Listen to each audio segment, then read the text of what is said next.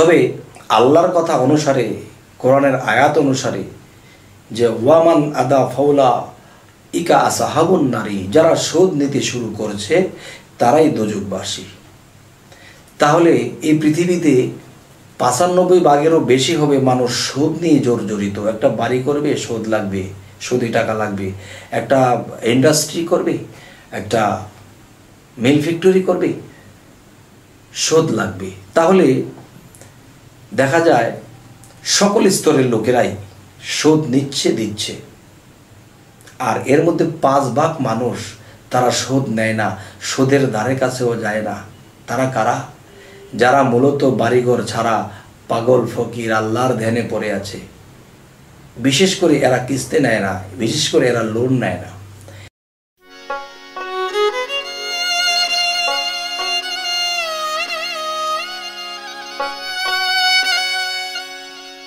হে জগতবাসী, আজ আমি শামীম আলী চিশতি আপনাদের সামনে আরও কিছু আলোচনা নিয়ে হাজির হইলাম। সে আলোচনাগুলো হলো যে এই পৃথিবীতে আমরা এসেছি, জন্ম নিয়ে এসেছি যখন ২ বছর ৩ বছরের বয়স ছিল, তখন কিন্তু আমরা বুঝতাম না সুদ কাকে বলে এবং ধার কর্জ কাকে বলে। বুঝতাম না বলেই কিন্তু আমরা নিষ্পাপ। আর যখন বুঝতে শিখেছি তখন আমাদের দ্বারা পাপ হয়। যাই হোক, আজকের যে আলোচনাটি আপনাদের সামনে করব সেটা হলো সুদ।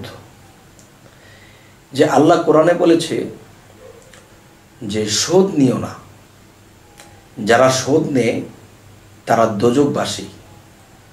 একটা আয়াতে আছে ওয়ামান আদা ফাউলা ইকা আসাহাবুন নারী, যারা সুদ নিতে শুরু করবে এরাই দোজখবাসী। যারা সুদ নিতে শুরু করবে এরাই দোজখবাসী। এই যে কথাটি, এই কথাটা যদি আমি ভালো করে ছাকনা দেই এবং বোঝার চেষ্টা করি এবং রিসার্চ করতে শুরু করি এবং প্রমাণ করতে শুরু করি, তখন যে এই পৃথিবীতে যখন নাড়াচাড়া দেওয়া হবে তখন দেখা যাবে যে ১০০ ভাগের ভিতরে ৯৫ ভাগ মানুষ দোজখবাসী হয়ে যাবে। কারণ এই পৃথিবীতে সুদের যেই কারখানা, যেই ব্যাংক, যেই বিভিন্ন ধরনের ব্যাংকিং বের হয়ে গেছে, বিভিন্ন কিস্তি বের হয়ে গেছে, তো এতে দেখা যায় সুদ ছাড়া কোনো কথাই নেই। তাহলে বোঝা গেল যে ৯৫ ভাগ মানুষ জাহান্নামের দিকে যাবে এবং ৫ ভাগ মানুষ জান্নাতের দিকে যাবে। তবে আল্লাহর কথা অনুসারে, কোরআনের আয়াত অনুসারে যে ওয়ামান আদা ফাউলা ইকা আসাহাবুন নারী, যারা সুদ নিতে শুরু করেছে তারাই দোজখবাসী। তাহলে এই পৃথিবীতে ৯৫ ভাগেরও বেশি হবে মানুষ সুদ নিয়ে জর্জরিত। একটা বাড়ি করবে, সুদ লাগবে, সুদে টাকা লাগবে। একটা ইন্ডাস্ট্রি করবে, একটা মিল ফ্যাক্টরি করবে, সুদ লাগবে। তাহলে দেখা যায় সকল স্তরের লোকেরাই সুদ নিচ্ছে, দিচ্ছে। আর এর মধ্যে ৫ ভাগ মানুষ তারা সুদ নেয় না, সুদের ধারে কাছেও যায় না। তারা কারা?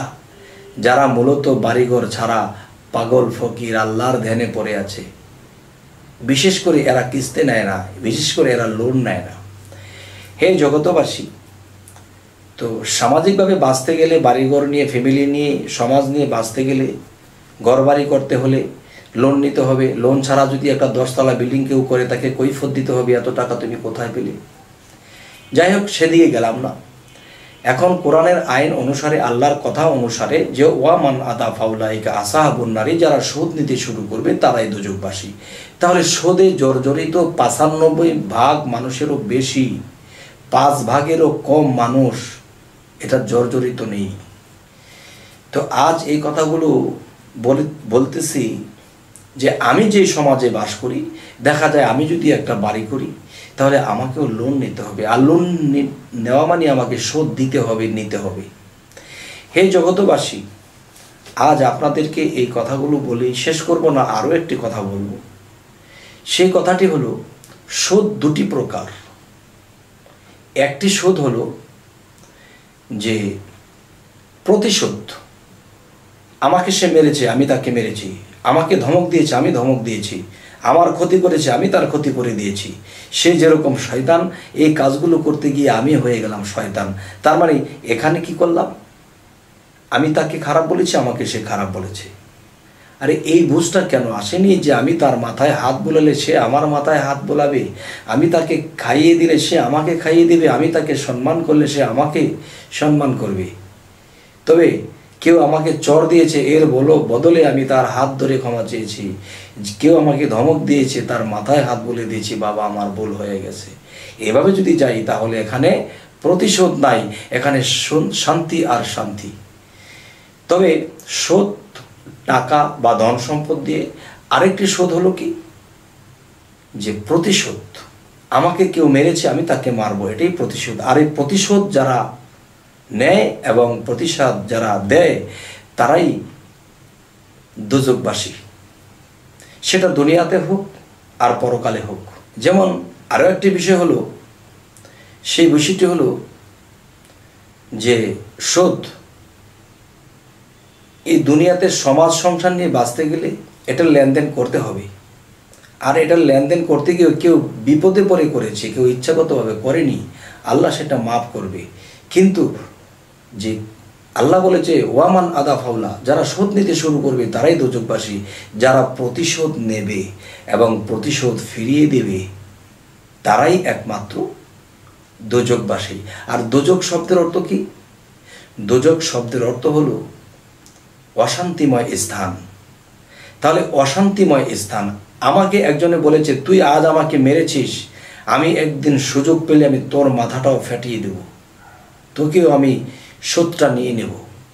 তখন সে হাটে ঘাটে বাজারে যায় আর পিছন দিকে তাকায়, আরে কখন আমাকে আঘাত করে বসে। তার ভিতরে একটা অশান্তি, আতঙ্ক, স্বাধীনতাভাবে হাঁটতে পারে না, পিছন দিয়ে কেউ নাকি আঘাত করলো। তাহলে সে শোধ নেবে বলে সে অশান্তিতে আছে। আবার সেও অশান্তিতে আছে যে কোন দিন তাকে মারবো নাকি আমাকেই আবার মারে। এটাকেই বলা হয়েছে অশান্তি। আর অশান্তিরই আরেক নাম হলো দোজখ। এই জন্য বলা হয়েছে যে যারা শোধ নিতে শুরু করবে তারাই দোজখবাসী। এই জগৎবাসী, জ্ঞানী গুণীদের কাছে আমার এই কথাটি ভক্তির সাথে বলা হলো।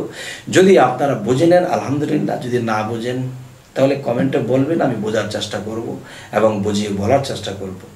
তবে আমাদের এই চ্যানেলের কথাগুলো যদি আপনাদের ভালো লাগে তাহলে অবশ্যই সাবস্ক্রাইব করুন, যেন নতুন নতুন ভিডিওগুলো আপনাদের সামনে পৌঁছে যায়। হে জগৎবাসী, আজ এই বলে রাখছি, সকলেই ভালো থাকবেন। আল্লাহ হাফিজ।